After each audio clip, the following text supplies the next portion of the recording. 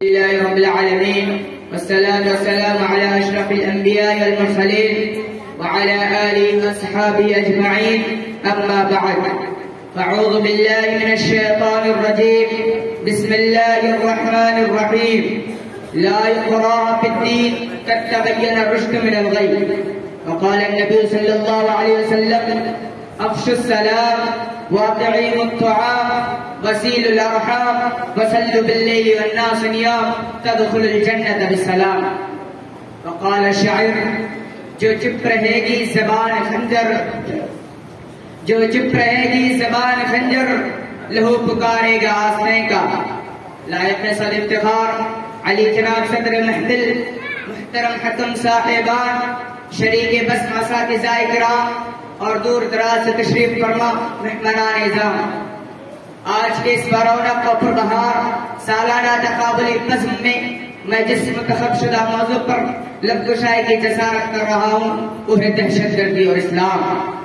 سامعین کرام، یہ حقیقت ہے کہ جب پورا جزیرہ عرب ظلم و تشدد کی آہنی زنجیروں میں جکڑا ہوا تھا، اخلاقی اور روحانی ادب کے سوتے خشک ہو چکے تھے، تہذیب و تمدن کی بستیاں جل کر راکھ ہو گئی تھی، انسانیت آخری سسکیاں لے رہی تھی، ایسے پرفتن و پراشر ماحول میں اللہ رب العزت نے اپنے آخری نبی جناب محمد رسول اللہ صلی اللہ علیہ وسلم کا شادی کا پیغمبر بنا کر بھیجا، جنہوں نے اہل عرب کو روح افزا تہذیب و تمدن عطا کیا، وہاں کے باشندوں کو اخلاقی اور معاشرتی ادب سکھلائے اور معاشرے کا امن و سلامتی کا خوشگوار پیغام دیا، اور دیکھتے دیکھتے پورا خطہ عرب امن و سلامتی کا گہوارہ بن گیا.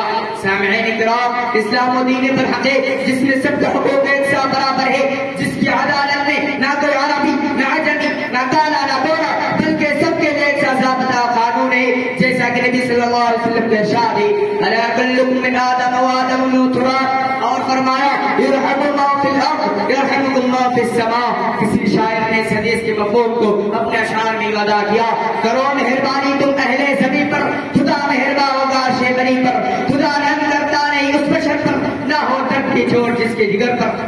ایک موقع پر اللہ کے نبی صلی اللہ علیہ وسلم فرماتے ہیں: افشوا السلام واطعموا الطعام وسیلوا الارحام وصلوا باللیل والناس نیام تدخلوا الجنة بالسلام. یعنی سلام کو عام کرو، لوگوں کو کھانا کھلاؤ، صلہ رحمی کرو، اور جب لوگ سو جائے تو تم نماز ادا کرو، تم جنت میں سلامتی کے ساتھ داخل ہو جاؤ.